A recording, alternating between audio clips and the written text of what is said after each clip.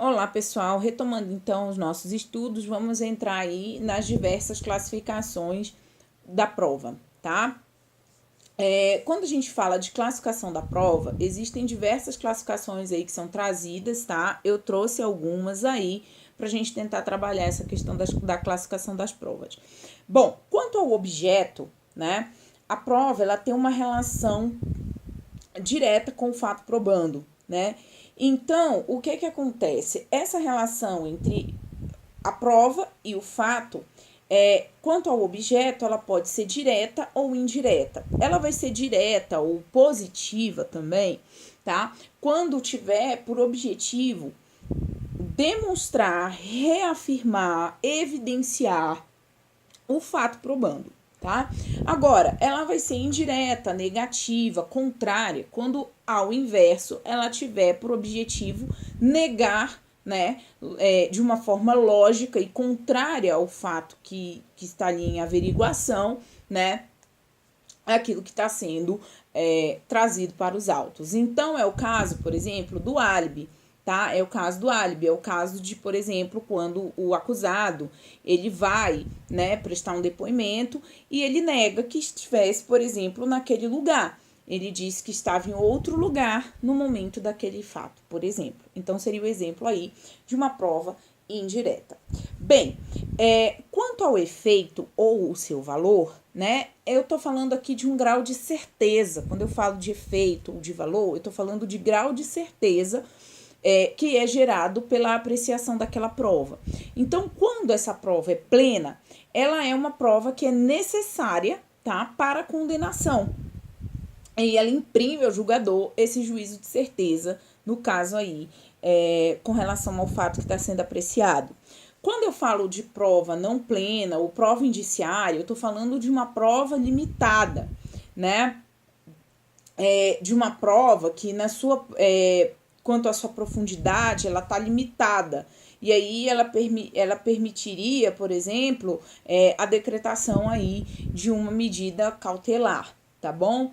Agora, eu posso também trabalhar o aspecto da prova, né, quanto à sua classificação, em relação aos sujeitos. E aí eu estou tratando da prova considerada em si. Essa prova, ela consiste no material que é produzido.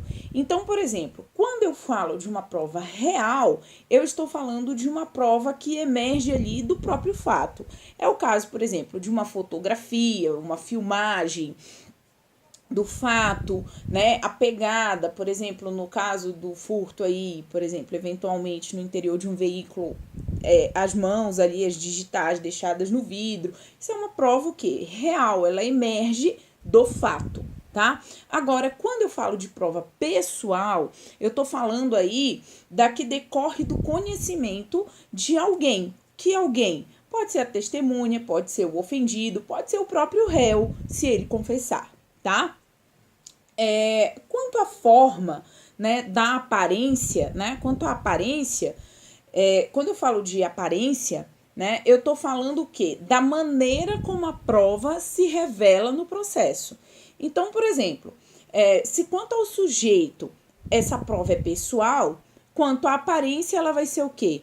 Testemunhal. Por quê? É a maneira como ela vai se revelar no processo. A prova pessoal, né, quanto ao sujeito, vai se revelar quanto à forma ou à aparência, né, por meio da prova testemunhal.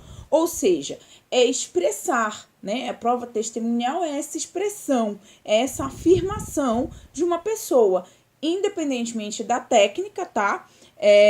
Ou de ser testemunha ou não, tá bom? Por exemplo, aí o interrogatório do réu, tá? O interrogatório do réu.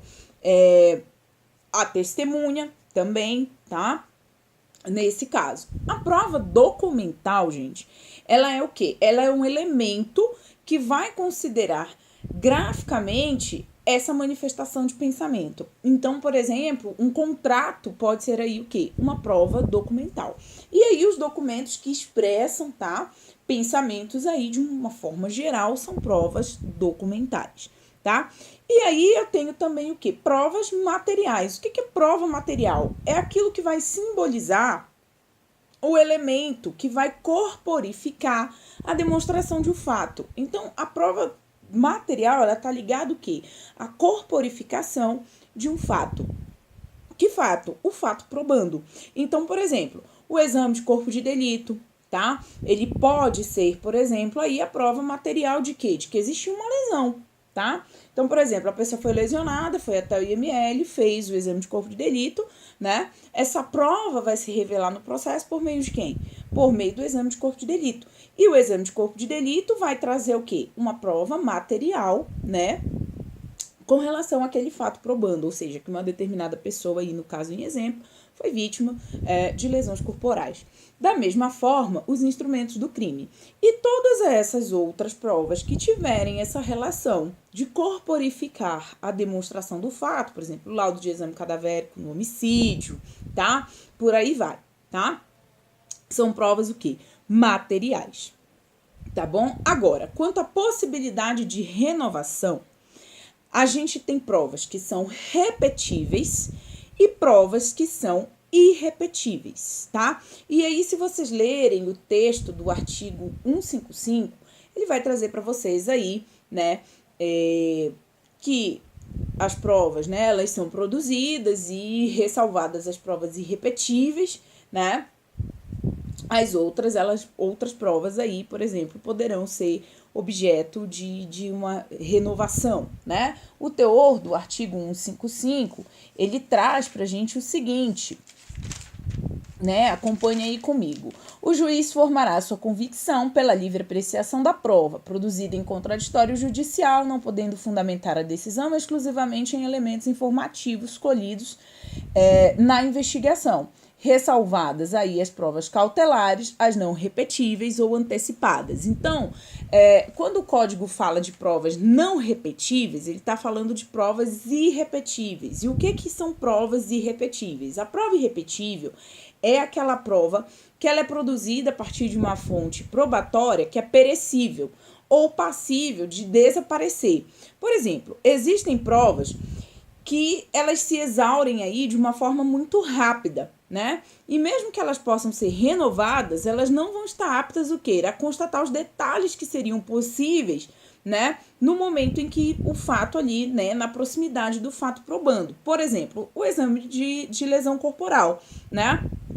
O exame de lesão corporal. Se, por exemplo, a pessoa faz aquele exame de corpo de delito, e aí depois, como é que você vai repetir essa prova? Como é que você vai colher aqueles elementos novamente sem perder o seu próprio valor? Não tem como. Então, por exemplo, o exame de corpo de delito, ele é uma prova irrepetível, tá? Essa prova pericial ali, por exemplo, no caso do arrombamento, a prova foi produzida ali naquele momento, o laudo foi produzido naquele momento em que o local se encontrava arrombado, né? Então, não adianta você querer produzir essa prova novamente depois, porque você vai perder os detalhes, né? Você vai perder os detalhes ali para poder valorar essa prova. Então, o que acontece? Essa prova, ela se torna o quê? Irrepetível, tá? Irrepetível.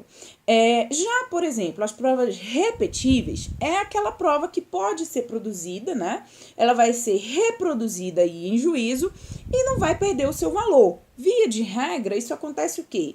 Com o caso aí da prova testemunhal, tá bom? Via de regra, ela corre aí com o caso da prova testemunhal. E, por exemplo, quanto ao momento, né? Quanto ao momento procedimental. Então, assim, quando a gente fala de momento, a gente está falando do instante ali, da persecução penal, em que a prova está sendo produzida aí no seu sentido estrito. Pode ocorrer na investigação preliminar, pode ocorrer durante o processo, tá bom? Embora no momento antecipado, e pode ocorrer o quê? No curso do processo. Então, quando eu falo de cautelar preparatória ou prova cautelar antecipada, essa prova ela é produzida no curso da investigação, tá? Então, assim, ela acontece antes da deflagração do processo, tá? Mas acontece em razão de uma necessidade, o quê? De um risco de perecimento probatório. Por exemplo, a interceptação telefônica, o depoimento, por exemplo, de uma testemunha que esteja gravemente enferma, a busca e apreensão, por exemplo, dos documentos para reforçar os elementos ali do inquérito, tá? São cautelares que antecedem ao processo, mas que se não forem prestadas ali a depender da situação, né, você pode aí perder o risco, você pode correr o risco aí de perder algumas nuances dentro daquele processo. Agora, quando eu falo de cautelar incidental ou antecipação probatória no curso do processo, essa prova ela é produzida durante o processo que já foi iniciado, tá? Mas você antecipa essa produção da prova, tá?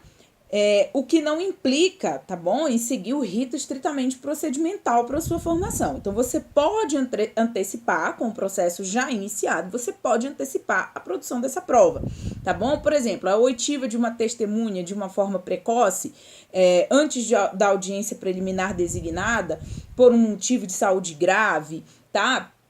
Oitiva da testemunha aí, a produção de uma prova urgente, por exemplo, nos casos em que o processo é suspenso porque não encontra o réu para ser citado, então ele vai ser citado por edital, né? Nesse edital de citação aí, né?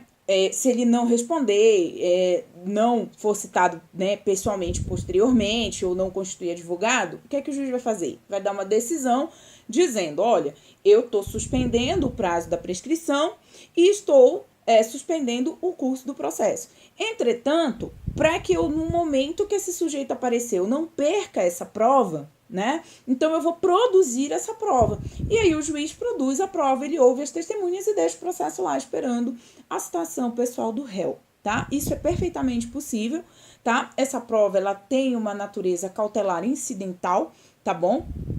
E aí, ela pode acontecer, tá, gente? Ela pode acontecer. Então, assim, não tá errado, tá? E ela é classificada aí como uma prova cautelar incidental. Quanto à previsão legal, né? Aqui a gente tem um critério, né? Que enuncia aí os meios de prova. Então, esses meios de prova, eles podem ser, né? Estarem ali transcritos dentro do código, por exemplo, testemunha, prova, exame de corpo de delito, né? Tá lá prescrito no código.